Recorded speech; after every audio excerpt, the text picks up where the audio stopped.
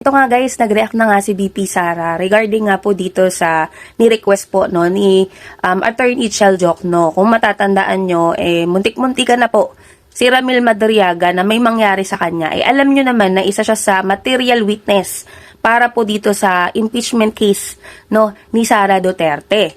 At ito, nagsalita si Sara at parang kinokontra niya na sinasabi niyang special treatment daw. Ito yung pagkakasabi niya.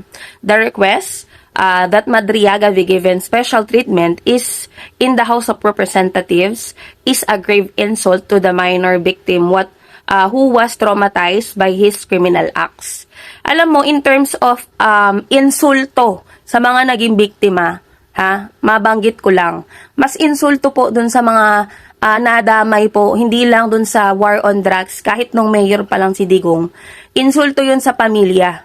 'Di ba? Alam mo yun, dinidiin na nga na kesyo binabansagan na adik, na masasamang tao, kahit na wala namang ebidensya naglilink, no? Wala silang maipakitang ebidensya dahil hindi naman dumaan sa due process yun.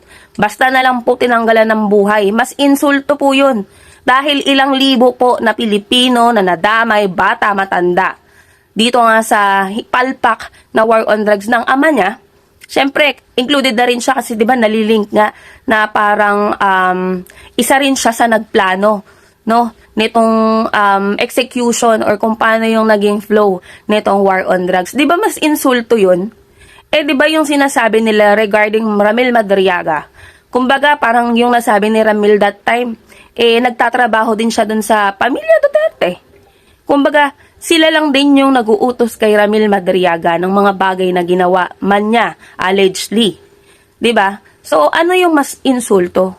At saka, 'di ba nga may muntik nang mangyari kay Ramil at alam naman natin kung sino yung nagbabalak nun. Kasi mukhang maraming alam talaga to si Ramil kasi kung wala tong alam, hindi to patatahimikin Biruin mo may nagbabalak sa kanya kahit nasa loob siya ng kulungan.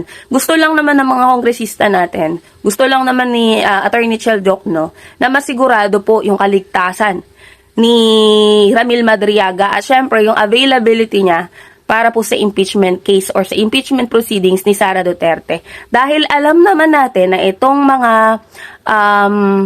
pumipigil kay Madriaga na magsalita, alam natin na once ito si Ramil Madriaga nagsalita talaga, tapos itong mga taong ito Kaya siguro aligaga sila, natatakot dito nga sa pwedeng sabihin or alam mo yun, pag nag-under oath na, nagsalita na, mukhang kinakabahan sila. Sabi pa nila si Ramil Madriaga daw, sinungaling, hindi mapagkakatiwalaan, kumbaga gawa-gawa lang lahat ng sinasabi. Pero sa nakikita natin, mukhang marami talaga tong alam. At ito yung kinakatakot nila. Kaya parang takot na takot sila na malipat ng custody itong si Ramil Madriaga.